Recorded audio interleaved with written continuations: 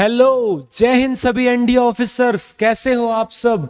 तो welcome back again to another booster session of physics. तो already हमने दो छोटे छोटे प्यारे प्यारे सेशंस के अंदर ऑप्टिक्स का मामला निपटा ही दिया है, बस थोड़ा सा बाकी है। और ये सेशन जो है बहुत ही इंपॉर्टेंट है क्योंकि यहां से बहुत अच्छे और प्यारे प्यारे क्वेश्चंस आपसे पूछे जाते हैं जो आप पढ़ते ही ऐसे मार्क करके आओगे। तो समय कम है, ना देरी करते हुए लेट्स स्टार्ट। तो का सामने नेक्स्ट ऑप्टिक्स का टॉपिक है तो ऑप्टिकल इंस्ट्रूमेंट। तो ऑप्टिकल इंस्ट्रूमेंट एक ऐसा इंस्ट्रूमेंट है, एक ऐसा ऑर्गन, एक ऐसा डिवाइस जो कि लाइट बेस्ड होता है, लाइट के ऊपर काम करता है। तो हमारे पास नेचुरल ऑप्टिकल इंस्ट्रूमेंट है ह्यूमन आई। तो आई जो है एक ऐसा ऑर्गन है जो लाइट को रिसीव करता है, उसके पास आपके रिसेप्टर्स होते हैं, one of the sense organ है और वो आपको देखने में मदद करता है। ठीक है, उसके पास रिसेप्टर्स होते हैं विजन के लिए। ठीक है, तो पार्ट्स ऑफ आई की बात करें तो सबसे इंपॉर्टेंट पार्ट है रेटिना, जहां से क्वेश्चन आता है। रेटिना के पास होते हैं फोटो रिसेप्टर्स जो लाइट को रिसीव करते हैं, रोड सेल्स और कॉन सेल्स। तो रोड सेल्स भाई आर से रोड, आर से रात, रात में दिखाती हैं, यानी लाइट विजन में मदद करती हैं, लाइट को रिसीव करती हैं, इसलिए नाइट विजन ज्यादा होगा अगर रोड सेल ज्यादा होंगी। कॉन सेल्स सी से कौन, सी से कलर, कलर देखने में मदद करती कॉन सेल्स। उसके बाद भाई आपकी आंखों में लेंस होता है, कॉन्वेक्स लेंस आपका फ्लूइड वगैरह का बना होता है, फ्लेक्सिबल होता है, आपका जेली लाइक होता है, चेंज करता है। उसकी पावर ऑफ अकोमोडेशन है कि जब लाइट आती है तो अपनी फोकल लेंथ चेंज कर लेता है according to the light. Range of vision हमेशा 25 सेंटीमीटर से इनफाइनाइट रहेगी अगर नॉर्मल आंखें हैं। अगर 25 से दूर से ही देख पा रहे हो, यानी 25 तक नहीं देख पा रहे, तो आपका तब भी बीमारी है, यानी कोई डिजीज है, डिफेक्ट है आई का। और इंफिनिटी तक नहीं देख पा रहे तो भी डिफेक्ट है।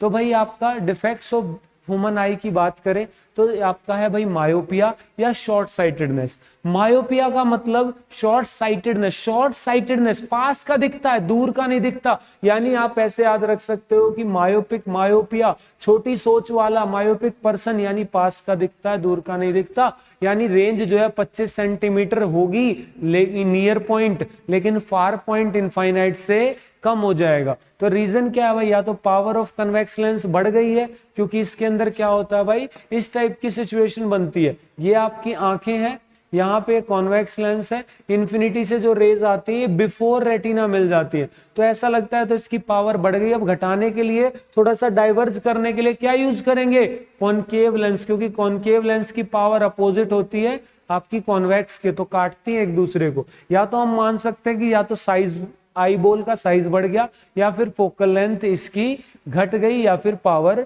बढ़ गई। ठीक है, करेक्शन के लिए यहाँ पे क्या यूज करते हैं भाई, कनकेव लेंस यूज करते हैं। दूसरा है हाइपरमेट्रोपिया, लॉन्ग साइटेडनेस। इसके अंदर क्या होता है, लॉन्ग साइटेडनेस यानी दूर का तो देख पा रहा है, नजदीक का नहीं दिख रहा है, दूर के। यानी ये जो है इस टाइप का जो है, ये क्या होता है, लोगों की मेंटेलिटी है। लोगों की मेंटेलिटी है कि भाई दूर, दूर का यानी पड़ोसियों के घर में क्या हो रहा है वो दिख जाएगा, पड़ोसियों का बच्चा क्या कर रहा है वो दिख जाएगा, लेकिन आपका बच्चा क्या कर रहा है या आप खुद क्या कर रहे हो वो नहीं दिखेगा। ठीक है, तो ऐसे जो है आपको नहीं बनना है, पहले आपको स्वयं के अंदर झांकना है, तभी आपको जो है किसी और को कुछ कहना है। ठीक है, तो यहाँ पे भाई हाइपरमेट्रोपिया, दूर का दिखता है, पास का नहीं दिखता। तो यानी रेंज जो है नियर पॉइंट 25 सेंटीमीटर से दूर चला जाएगा, फार पॉइंट इनफाइनाइटी रहेगा। तो यहाँ पे भाई power of convex lens decreases और फोकल लेंथ इंक्रीजेस। या तो क्या कह रहे हो भाई, कि हमें तो ना दूर का दिखता ना पास का, मतलब क्या कह रहे हो, ना हम खुद को झांकते हैं ना किसी और को देखते हैं। भाई ये तो और खतरनाक है, भी आगे बताऊंगा, प्रेस बायोपिया कहते हैं उसे। चलो पहले इधर ध्यान दो। ये कह रहा है भाई पावर ऑफ कन्वेक्स लेंस जो है ये आपकी क्या होती है, डिक्रीज। कैसे कह रहा है ये, कि आपका जो दूर से आ रही है उसका तो ओके, पास वाली रेज को बेचारा कन्वर्स करता है, जोर लगाता है लेकिन नहीं कर पाता, यही रिसीव हो जाती है, एक पॉइंट पे नहीं मिलती। तो इसका मतलब या तो कन्वेक्स लेंस की पावर घट गई, या फोकल लेंथ बढ़ गई, या फिर आई बॉल का साइज छोटा हो गया इसलिए पीछे जा रही है। तो इसके करेक्टिव के लिए, इसकी पावर बढ़ाने के लिए इसके सपोर्ट में कन्वेक्स लेंस लाना पड़ेगा। नेक्स्ट है प्रेस बायोपिया। तो सीलियरी मसल्स की वीकनिंग की वजह से आपका जो वो है लेंस है वो एडजस्ट नहीं कर पाता, ना पास के लिए ज्यादा ना दूर के लिए ज्यादा, तो इसमें दोनों केस हो जाते हैं। तो करेक्शन के लिए बायफोकल लेंस लगते हैं, ठीक है। इसे आपका ओल्ड एज हाइपरमेट्रोपिया भी कहते हैं, पहले हाइपरमेट्रोपिया होता है इसके अंदर, ठीक है। उसके बाद क्योंकि मायोपिया तो जनरली पहले ही हो जाता है। उसके बाद भाई नेक्स्ट है कैटरैक्ट। कैटरैक्ट जिसे मोतियाबिंद, ये आपका ओल्ड एज की बीमारी जिसमें कॉन्वेक्स लेंस आपका कैसा हो जाता है, थोड़ा डल हो जाता है, ठीक है, मिल्की हो जाता है, ओपेक हो जाता है। करेक्शन के लिए हम यूज करते हैं operation is the only solution, नकली का आर्टिफिशियल लेंस लगाना पड़ेगा। नेक्स्ट है भाई एस्टिग्मेशन। एस्टिग्मेशन में क्या होता है, जो फोकल लेंस है वो यूनिफॉर्म नहीं रहता, जो मतलब आपका फोकल लेंस कह रहा हूं, कन्वेक्स लेंस है वो आपका यूनिफॉर्म नहीं रहता, उसकी जो है फोकल लेंथ अलग अलग होती है अलग अलग पॉइंट पे, तो उससे थोड़ी सी डिस्टॉर्टेड इमेज दिखती है। करेक्शन के लिए सिलेंड्रिकल लेंस।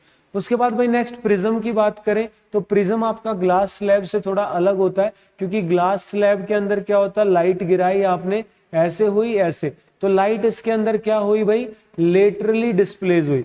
इसके अंदर क्या हुआ भाई, लेटरली डिस्प्लेस्ड हुई लाइट, तो लेटरली डिस्प्लेस, लेकिन यहाँ पे जाना था इसको ऐसे सीधा, गई ऐसे, यहाँ पे डेल्टा, यहाँ पे लाइट क्या हुआ है, उसका डेविएशन हुआ है। This is the major difference between prism and glass slab. इसलिए ग्लास स्लैब में यहाँ पे व्हाइट लाइट की व्हाइट लाइट मिलती है, लेकिन प्रिज्म में डेविएशन, और डेविएशन डिपेंडेंट होती है वेवलेंथ के, तो वेवलेंथ अलग अलग होने की वजह से लाइट जो है अलग अलग एंगल पे क्या होती है, बेंड होती है, जिसकी वजह से कलर्स, व्हाइट लाइट आपको भी पता है उसके 7 कलर्स से बनी है व्हाइट लाइट। अब तक क्या सोच रहे थे, व्हाइट लाइट का मतलब कलर व्हाइट, भाई उसके अंदर 7 कलर मिक्स होते हैं जब व्हाइट दिखता है, ठीक है, और कोई कलर नहीं होता तो ब्लैक दिखता है, तो वो डिवाइड हो जाता है, तो वो आपका प्रिज्म के अंदर ही होता है, इसके अंदर नहीं होता, ठीक है। यहाँ पे डेल्टा और ए के बीच में रिलेशन है, delta is equal to A mu minus 1, where mu इसका रिफ्रैक्टिव इंडेक्स, इसका रिफ्रैक्टिव इंडेक्स है mu, A is angle of prism, ठीक है, डेल्टा डेविएशन है। तो यहाँ पे भाई डिस्पर्जन ऑफ लाइट क्या है कि लाइट का 7 कलर्स में बट जाना जब प्रिज्म से पास होती है। विबग्योर बना लेना, violet, indigo, blue, green, orange, red, yellow रह गया ना, हाँ, तो विबग्योर भाई, VIBGYOR violet, indigo, blue, green, yellow, orange, red. ये ऑर्डर क्यों है, क्योंकि रेड की जो है वेवलेंथ सबसे ज्यादा है, 700 नैनोमीटर, 400 से 700 नैनोमीटर की जो आपकी विजिबल की रेंज है उसमें सबसे टॉप में रेड है, नीचे वायलेट है, ठीक है। तो रेड लीस्ट स्कैटर्ड मतलब लीस्ट डिस्पर्स्ड, या मतलब लीस्ट रिफ्रैक्टेड, और आपकी जो है डेविएटेड, और वायलेट जो है वो मैक्सिमम डेविएटेड।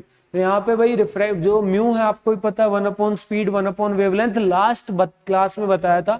तो जितनी वेवलेंथ ज्यादा उसके लिए रिफ्रैक्टिव इंडेक्स उतना कम, यानी डेविएशन उतनी ही कम। तो red least deviated, violet is the most deviated. Sunlight भी एक व्हाइट लाइट एक्सपेरिमेंट किया था आइजैक न्यूटन में, आइजैक न्यूटन ने किया था। Next is atmospheric refraction. तो रिफ्रैक्शन अगर एटमॉस्फेयर की वजह से हो तो उसे एटमॉस्फेरिक रिफ्रैक्शन कहते हैं। और क्यों होता है ऐसा, क्योंकि एटमॉस्फेयर की जो एयर है उसकी डेंसिटी वगैरह चेंज होती रहती है, ऑप्टिकल डेंसिटी, जिससे स्पीड ऑफ लाइट चेंज होती रहती है, उससे वो बैंड हो जाती है। तो जनरली जो है जो सरफेस के पास है वो डेंस होती है ऑप्टिकली, और ऊपर जो है वो रेयर होती है, तो रेयर से डेंसर में आएगी तो टुवर्ड्स नॉर्मल बैंड हो जाती है। तो इनफाइनाइट लेयर्स की तरह बिहेव करता है एटमॉस्फेयर, ठीक है। रियल लाइफ में इसकी वजह से कौन कौन से फिनोमेना डायरेक्ट पूछा जाता है कि भाई अर्ली सनराइज और डिलेड सनसेट किसकी वजह से होता है, आपको ऑप्शन देखते ही मार्क कर देना है क्या कि सर ये तो एटमॉस्फेरिक रिफ्रैक्शन, या सिर्फ रिफ्रैक्शन भी मिल जाए ऑप्शन में उसको टिक कर देना। तो यहाँ पे अर्ली सनराइज या डिलेड सनसेट 2 मिनट का रहता है। एटमॉस्फेरिक रिफ्रैक्शन रीजन है क्योंकि जब होराइजन से आती है लाइट तो ज्यादा समय चलना पड़ता है उसको, ठीक है, और होराइजन से ऊपर दिखता है, इट अपीयर टू बी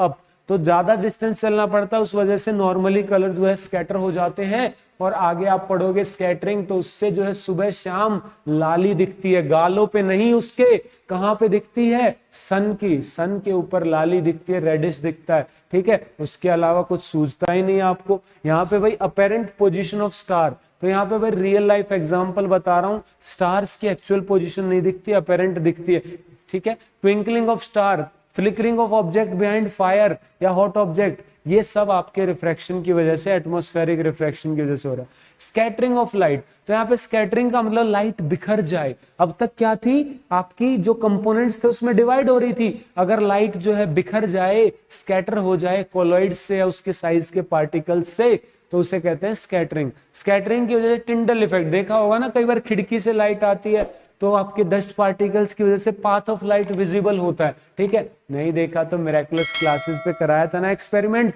जिसने देखा है वो थम्स अप करो, बताओ, ठीक है। तो यहाँ पे भाई एक्सपेरिमेंट कराया था, टिंडल इफेक्ट दिखाया था कैसे लाइट का पाथ ज्यादा विजिबल होता है जब ज्यादा कोलॉइड पार्टिकल्स है। तो scattering and size of particles की बात करें तो भाई रिलेशन है, साइज ऑफ पार्टिकल्स पे स्कैटरिंग डिपेंड करता है। अगर आपका स्मॉल पार्टिकल साइज स्मॉल है तो ब्लू लाइट स्कैटर करेगा, मीडियम साइज है तो रेड लाइट स्कैटर करेगा, लार्ज है तो व्हाइट लाइट। अरे सर इतनी श्योरिटी से कैसे कह रहे हो, तो भाई मैं रियल लाइफ एग्जांपल देता हूं। अगर आसमान साफ क्लियर है यानी पार्टिकल साइज छोटा है तो उस दिन आसमान नीला दिखता है, लेकिन जब आपका मौसम खराब होता है तो आसमान जो है आपको व्हाइट, काला, काला तो वो तो आपका एब्सेंस ऑफ उसकी वजह से दिखता है, रेडिश दिखता है, रेडिश की शेड्स दिखती हैं जब आपका पार्टिकल साइज थोड़ा सा बड़ा हो जाता है। एप्लीकेशन क्या क्या है स्कैटरिंग की, स्काई ब्लू दिखता है on a fine day, sky काला दिखता है एस्ट्रोनॉट को, क्योंकि ऊपर जो है एब्सेंस ऑफ एयर की वजह से स्कैटरिंग ही नहीं होती, स्कैटरिंग ही नहीं होगी तो दिखेगा कैसे। तो क्लाउड्स जो है व्हाइट दिखते हैं क्योंकि पार्टिकल साइज बड़ा हो जाता है। तो अभी तो बताया लार्ज साइज के लिए व्हाइट कलर स्कैटर करेगा। डेंजर साइन रेड के, क्योंकि रेड लीस्ट स्कैटर्ड है, वायलेट मोस्ट स्कैटर्ड है, तो इसलिए रेड से बनते हैं। कई बार ये भी पूछ लेता है भाई आपके बाकी के जो वैसे इंडिकेटर वगैरह ये पीले क्यों होते हैं, येलो क्यों होते हैं, तो भाई रेड तो यूज कर नहीं सकते, ऑरेंज यूज कर नहीं सकते, सिमिलर है, डेंजर का लगेगा। ब्रेक में यूज करते हैं, लेकिन फिर उससे नीचे कौन सी आती है, येलो लाइट, इसलिए येलो यूज करते हैं। तो यहाँ पे भाई sun appear reddish during sunset sunrise, बताया था ना, सूरज जो है वो इसके जो है लाली दिखती है, लाल, तो यहाँ पे भाई सनराइज और सनसेट के टाइम पे। नेक्स्ट है भाई टीआईआर। टीआईआर मतलब टोटल इंटरनल रिफ्लेक्शन, यानी लाइट चली थी बेचारी रिफ्रैक्ट होने और होके रिफ्लेक्ट आ गई, तो उसी को कहते हैं टीआईआर। तो यहाँ पे भाई जो 0 डिग्री पे मतलब परपेंडिकुलर ऐसे लाइट डालोगे नॉर्मल के साथ तो कोई रिफ्रैक्शन नहीं होगा, ठीक है। टीआईआर के लिए पहली कंडीशन कि रेयरर टू डेंसर लाइट जाएगी तो नहीं होगा, लेकिन डेंसर टू रेयरर जाएगी तो होगा। दूसरा जो है एक मिनिमम एंगल जिसपे अगर लाइट गिराई है तो उस पे रिफ्रैक्टेड रे जो है पैरेलल है सर इंटरफेस के, उससे बढ़ाते ही एंगल ऑफ इंसिडेंस वो वापस आ जाएगी। यानी आपका angle of incident of light travelling from denser to rarer medium for which angle of refraction is 90 degree, that is critical angle, और critical angle से ज्यादा अगर angle of incidence है तो भी आपका TIR हो जाएगा। तो यहां से आप रिफ्रैक्टिव इंडेक्स देखो क्या आएगा, sin I/R। तो यहाँ पे किसका निकाल रहे हो, डेंसर का निकाल रहे हो तो पहले रेयरर का आपका आएगा जो कि 90, तो sin 90 upon sin IC, sin 91 होता है, तो रिफ्रैक्टिव इंडेक्स आ जाएगा डेंसर मीडियम का 1 अपॉन sin IC। इस पे भी क्वेश्चन आया हुआ है कि अगर एक मीडियम का आपका इतना है क्रिटिकल एंगल तो उसका वो बताओ इस तरीके से। तो भाई यहाँ पे कंडीशन बता दिया, डेंसर टू रेयर जाना चाहिए, उसके बाद जो एंगल ऑफ इंसिडेंस हो क्रिटिकल एंगल से ज्यादा होनी चाहिए, और तीसरा लाइट ऑब्लिकली गिरनी चाहिए। उसके बाद इसकी एप्लीकेशन क्या है भाई, इसकी एप्लीकेशन आपकी टीआईआर की मिराज आ जाए, टीआईआर लगा दो आंख बंद करके, रिफ्रैक्शन या टीआईआर, ठीक है। उस दो ऑप्शन में दोनों हो तो दोनों चूज कर लेना, एक हो तो टीआईआर और अगर टीआईआर नहीं है तो रिफ्रैक्शन लगा देना मेरे दोस्त। यहाँ पे अगला भाई ऑप्टिकल फाइबर, ऑप्टिकल फाइबर के अंदर जो है यहाँ पे भी आपका क्या होता है भाई, टीआईआर लगता है। अंदर जो है कोर होती है, बाहर उसके क्लैडिंग होती है, तो यहाँ पे भाई इस तरीके से मामला रहता है। तो ये डेंसर है, रेयरर है, लाइट इसके अंदर रिफ्रैक्ट होती दूसरे कोने में पहुंच जाती है। लूमिंग कोल्ड एरियाज में होता है, जैसे मिराज हॉट एरियाज में होता है, उससे इधर उधर अपेरेंट पोजीशन दिखती है, ऐसे ही कोल्ड एरियाज में शिप वगैरह ऐसे वो हवा में उड़ती हुई दिखती है, that is looming. Sparkling of diamond, diamond की चमक टीआईआर से है, ठीक है। और रेनबो फॉर्मेशन के अंदर क्या होता है भाई, तो रेनबो के अंदर आपका इस तरीके से रेन ड्रॉप है, ठीक है। यहाँ से लाइट आई आपकी सनलाइट, तो ये suspended after shower, suspended rain drops से जो यहाँ पे डिस्पर्जन हुआ, डिस्पर्जन होते होते रिफ्रैक्शन प्लस डिस्पर्जन, और ये यहाँ से टीआईआर अगर हो जाए तो जो है आपका रेनबो बनता है। तो यहाँ पे कंडीशन क्या है, डिस्पर्जन होना चाहिए, रिफ्रैक्शन, साथ में TIR होना चाहिए इस पॉइंट से। ऐसे बहुत सारी सस्पेंडेड जो वो हैं आपकी ये ड्रॉपलेट्स हैं, इनसे जो है क्या होता है, रेनबो बनता है। ठीक है, तो भाई रही बात आपकी नोट्स की, तो नोट्स बच्चे आपको इसके डिस्क्रिप्शन में ड्राइव का लिंक मिल जाएगा, उसको सेव कर लो और वहां पे आपके सारे बूस्टर क्लासेस के नोट्स मिल जाएंगे। तो मिलते हैं ऐसे ही अमेजिंग सेशन में। सेशंस कैसे लग रहे हैं डू कमेंट, क्योंकि उन कमेंट्स से ही मुझे मोटिवेशन मिलेगा और मैं बिना आपको सोचे, बिना बाकी चीजें सारे फैक्टर्स हटा के सिर्फ आपके लिए यहाँ पे खड़ा मिलूंगा। तो मिलते हैं ऐसे अमेजिंग सेशन में, तब तक के लिए पढ़ाई करते रहो, क्योंकि अब पेपर पास है, रुकना नहीं है, थकना नहीं है, झुकना नहीं है, बस आगे बढ़ना है। तो मिलते हैं, Jai Hind, take care, bye bye.